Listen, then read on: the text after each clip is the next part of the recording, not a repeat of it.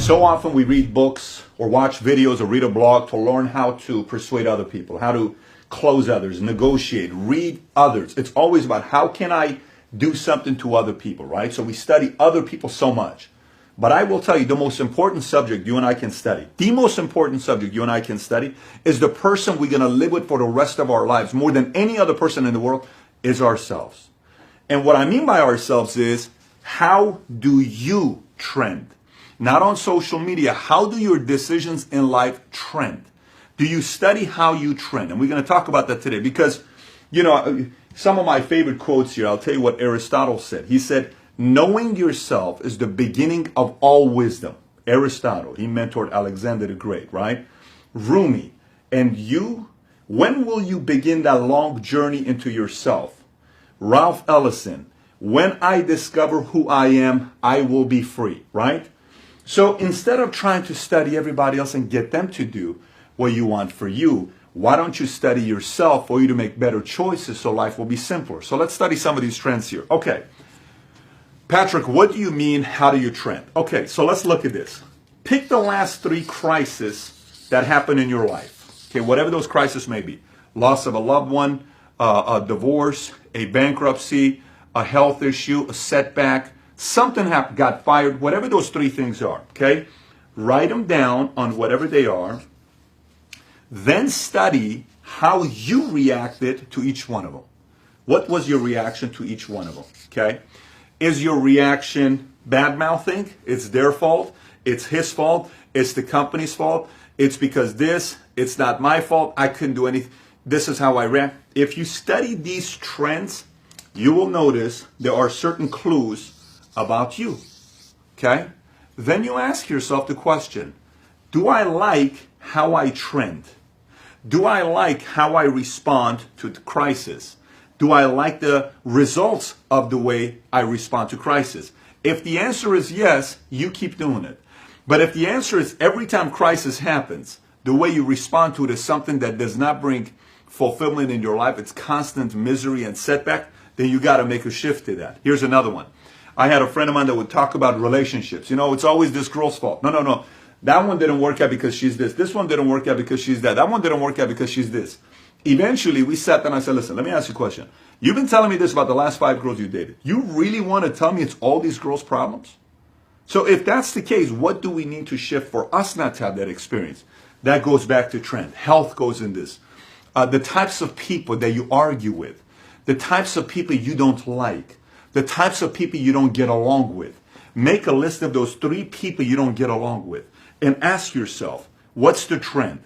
Is it because they push you too much? Do they remind you of your father? Do they remind you of your mother? Do they remind you of somebody? Do they remind you of your ex? Is that the trend with them? They're not your ex. So why are you responding to that? So either you're going to continue having those types of relationship with these types of people, or if you want to be able to have better relationship with these folks, you need to make a shift on how you respond to these folks. So now, this exercise with trending, it is very fascinating when you study you. Let me tell you what happened with me. Many years ago, one of the most important events that took place in my life was in August of '03.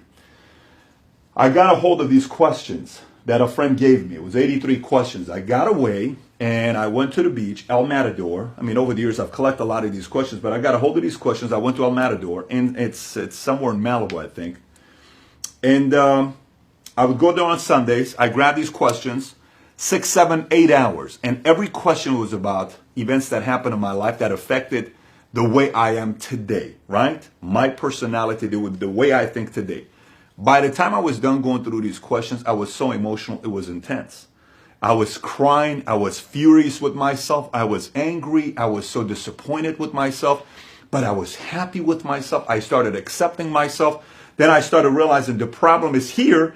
And the good news is you can fix it. That's the great news above all. This can be fixed. There are solutions for this if I want to. And I did. Life started changing. So I decided years later, just a few months ago, to make those questions public on my website, patrickbaydavid.com. And it's called the Ultimate Self-Discovery Questionnaire. Let me just put it to you this way. Thousands of people have already taken it around the world.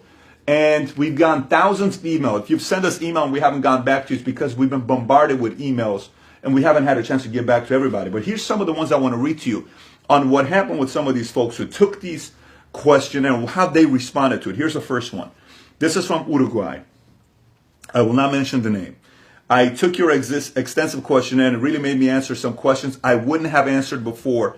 It really made me think and dig deep into some deep-rooted issues I have tried to bury. How many of us have tried to bury deep-rooted issues that cause limiting beliefs in our lives that's preventing us to live a fulfilled life, right? Here's another one. I'll save the best for last. Here's one from Portugal. I do believe this type of email comes often to this inbox, but thank you for the extreme eye-opener. That was a question. I find you via Facebook and your website by accident, and I feel like a lucky bastard. In my mind, I didn't think it was possible to get emotional and cry when answering these questions, but in fact, it happened. So many different emotions in just a few questions. I want to hide the answers somewhere only I can have access to, but I don't want to destroy them because I feel I might need to read them again in the future to remind me of these feelings and what answering that did to me. But I don't want anyone else to see them or I feel they would know too much about me. Is that not interesting to study you? Is that not interesting to study you? Well, good for you for sending this email to us. You know who you are. And this last one is from, I'll read, this is from India. And it says, about an hour ago, a colleague of mine placed a link on my Facebook channel to our company sales tips, WhatsApp group. And then after scrolling to your Facebook down and intrigued by your video post, I discovered the questionnaire button. I subscribed and then everything was okay. After switching my phone to airplane mode, she followed all the directions in the video. After switching my phone to airplane mode, setting up my digital box to the song I suggested, which is Symphony No. 4 in A major, and I found the relaxing seat of my home and started with a lot of anticipation. All set to go, I started reading the first set of questions. Instantly, my breath stoked little by little. By the time I had completed section 1 and reading the reflection, I was crying like a baby. To give some inside info, I split up last December with my partner. 1 month after that, I find out my father's lifeless body, arranged his funeral, and haven't shed a tear during the entire process. 15 sessions of therapy did not give me where these questions got me. And I'm only talking about first 2 sections right now. I truly believe the answers to these questionnaire does tell you a lot about who you are. So thank you for that. And now I've calmed down and I've wiped the mascara off my cheeks. I will try to actually take a pen and write down the answers to the questions that I've been avoiding for years and years. You see, first of all, I applaud all of you that have gone through these questionnaires and thousands of you that have sent it to us. Again, we haven't gone through all of them, but we will. We will read through all of them because it's important that you want to share your experience with us. If you watching this video, if you watch the entire video by this time, if you truly want to figure out your capacity, your abilities, the clarity for you to have in life and what you're able to do with your calling, you got to take a step back and study you. You got to take a step back and study your trends. And many times in your life, when something happens in your life, this is how you talk to yourself. When something happens, you say, normally you typically respond to it this way, but let me tell you something. After doing the questionnaire and figuring out who you are and what your trends are, I would suggest you start responding to it this way. Don't say anything, just relax. I totally understand you feel that way. I'm sorry I made you feel that way. I will work on it. Or whatever it may be. That's awareness, and it changes all your relationships in your life. So my suggestion to you while you're watching this, if you haven't taken the Ultimate Self-Discovery Questionnaire, go to PatrickBayDavid.com. The link's going to be somewhere on here, maybe on the bottom description. Go to it. Get the questionnaire, print it out, go to a quiet place, follow the directions to the T, go through the questionnaire, then send us an email, let us know how that experience was for you. But I could tell you, if you study your trends, life can change for you just like it did for me. Thanks for watching.